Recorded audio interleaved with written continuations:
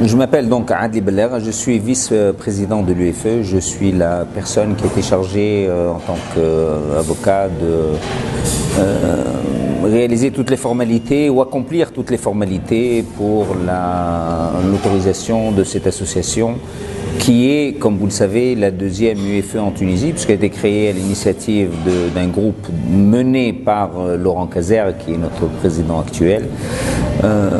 Pour cette association, dans le sens où c'était, disons, une association, une section tout à fait qui couvrait un peu la banlieue nord de Tunis. Et donc à cet effet, j'ai été membre du conseil initialement, puis vice-président de cette association qui regroupe non seulement les Français, disons, c'est un mot à la mode de souche, mais aussi les Franco-Tunisiens qui ont des affinités et des relations avec la France. Je pense que ce bilan est extrêmement positif. Pourquoi? Parce que l'UEFE Côte de Carthage a mené plusieurs actions dans différents sens, différents axes. Le premier a été classiquement l'assistance aux Français qui veulent s'établir, mais plus que ça. Elle a été pour les Français retraités qui étaient un peu, je ne dis pas délaissés, mais disons peut-être marginalisés. Et donc il y a eu toute une action sociale qui a été faite vis-à-vis d'eux pour les intéresser par des excursions, par des animations et autres. Il y a eu une nouvelle section, comme vous le savez, qui a été faite au niveau des entreprises pour qu'il y ait des échanges, non seulement vis-à-vis des entreprises françaises entre elles, mais également vis-à-vis des entreprises tunisiennes. Il y a eu beaucoup d'intervenants qui sont venus au niveau du ministère de l'Industrie, de la PIL, pour une non pas dépendance, c'est pas le terme exact, mais une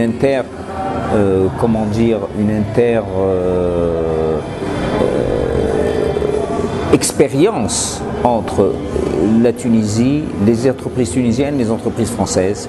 Et à cet effet, il y a eu beaucoup d'échanges d'expériences pour que ces entreprises françaises s'intègrent dans le tissu tunisien national.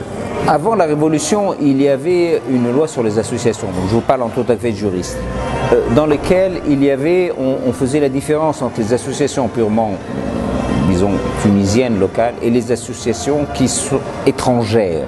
Les associations étrangères étaient vues comme étant une exception, donc on s'en occupait pas beaucoup, c'était entre étrangers, qu'ils soient américains. J'avais fait il y a quelques années une association américaine qui s'appelait l'Association of International Petroleum Engineers, qui regroupait les ingénieurs des écoles américaines, etc., etc.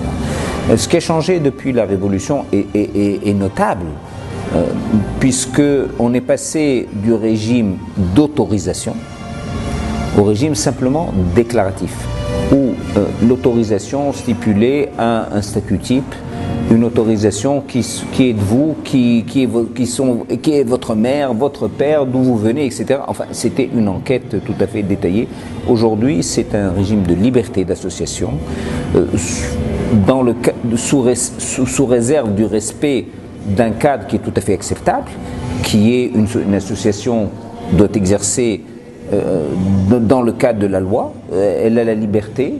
On veut vérifier un peu, contrôler, non pas contrôler, c'est pas le terme exact, mais disons connaître ses sources de financement, c'est tout à fait normal et naturel. Et aujourd'hui, c'est un régime de liberté. Vous pouvez créer une association, et d'ailleurs nous voyons que le nombre d'associations est exponentiel en Tunisie. Bon, il y en a qui sont beaucoup plus, disons, actives que d'autres, mais c'est vrai qu'aujourd'hui, c'est une avancée de liberté et de démocratie qui est tout à l'honneur de la Tunisie. Vous êtes la jeunesse, donc vous êtes le futur du pays. Ce n'est pas nous, à mon âge ou avec mon expérience, je dis toujours, notre avenir est fait. C'est vous l'avenir du pays. Place aux jeunes. La révolution a été faite en Tunisie par des jeunes.